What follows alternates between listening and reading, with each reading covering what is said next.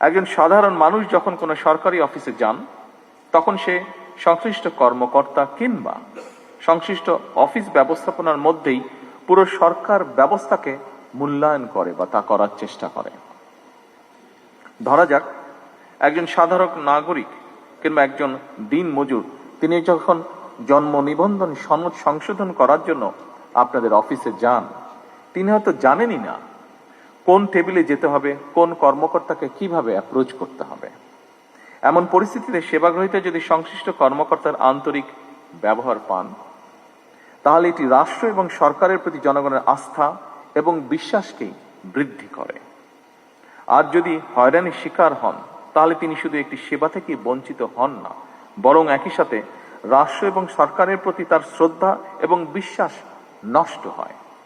সুতরাং রাষ্ট্র এবং সরকারের সঙ্গে জনগণের আস্থা তৈরির ক্ষেত্রে আপনাদের কার্যক্রম মুখ্য ভূমিকা পালন করে এবং করতে পারে। তাৎক্ষণিকভাবে হয়তো সবকিছু সমাধান করে দেওয়া সম্ভব নয়, এটি আমরা বুঝি, কিন্তু ভুক্তভোগীর মনে অন্তত এই ধারণা জন্ম নেবে বা জন্ম নেওয়া জরুরি আপনি কিংবা আপনার অফিস তার সমস্যার সমাধানের ব্যাপারে আন্তরিক। উপস্থিত বিভাগীয় কমিশনার এবং জেলা প্রশাসক বৃন্দ সহ উপস্থিত সকল সম্মানিত অতিথিবৃন্দ, প্রশাসনকে জনমুখী করে গড়ে তুলতেই হবে আমাদের। সেই কাজটি আপনাদের ভূমিকার উপরে বলা যায় প্রায় পুরোপুরি নির্ভর করে। আমাদের সরকার এমন একটি জনমুখী সরকার প্রশাসন চায় যেখানে সরকারি দপ্তরে সাধারণ মানুষ সম্মানের সাথে দ্রুত, স্বচ্ছ এবং হয়রানি মুক্তভাবে সেবা পাবে।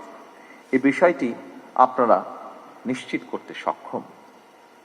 আইন অবশ্যই গুরুত্বপূর্ণ, কিন্তু মানবিকতাও আরো বেশি তাৎপর্যপূর্ণ।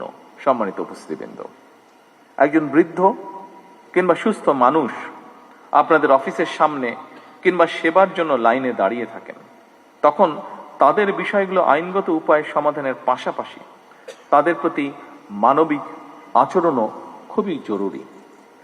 সেবাগ্রহীতার প্রতি আপনাদের আন্তরিক ও সহানুভূতিশীল ব্যবহার তাদের প্রতি রাষ্ট্র এবং সরকারের ব্যবস্থা সম্পর্কে ইতিবাচক ধারণার জন্ম দেয়। হয়তো এই বিষয়গুলো আমাদের অনেকের কাছে হয়তো খুব ছোট মনে হতে পারে, কিন্তু জনমনের প্রভাব কিন্তু অনেক বেশি। ভবিষ্যতে এসব বিষয়গুলোর প্রতি আরো মনোযোগী এবং যত্নবান থাকার জন্য আমি আপনাদের দৃষ্টি আকর্ষণ করছি। উপস্থিত বিভাগীয় কমিশনার এবং জেলা প্রশাসক বৃন্দ, রাষ্ট্রের সবচেয়ে বড় সম্পদ হলো জনগণের বিশ্বাস। সরকার এবং প্রশাসনের স্বচ্ছতা ও জবাবদিহিতার মাধ্যমে জনমনে এই বিশ্বাস কিন্তু ধীরে ধীরে গড়ে ওঠে। এই ব্যাপারেও আপনারা যত্নবান থাকবেন বলে আমি দৃঢ়ভাবে বিশ্বাস করি। প্রশাসন শুধু আইন প্রয়োগের যন্ত্র নয়, এটি মানুষের সেবার একটি মাধ্যম।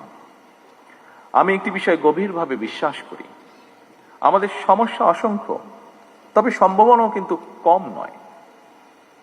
আমাদের দেশের ডেমোগ্রাফিক ডিভিডেন্ড যেটি আছে, এর সুযোগ নিয়ে আমরা যদি তরুণ এবং কর্মক্ষম জনগোষ্ঠীকে দক্ষ জনশক্তিতে রূপান্তরিত করতে পারি, তাহলে এই জনসংখ্যাই কিন্তু হবে আমাদের জনসম্পদ। এবং বিশ্বাস রাখুন, এরাই কিন্তু বদলে দিতে পারবে আমাদের এই প্রিয় বাংলাদেশকে।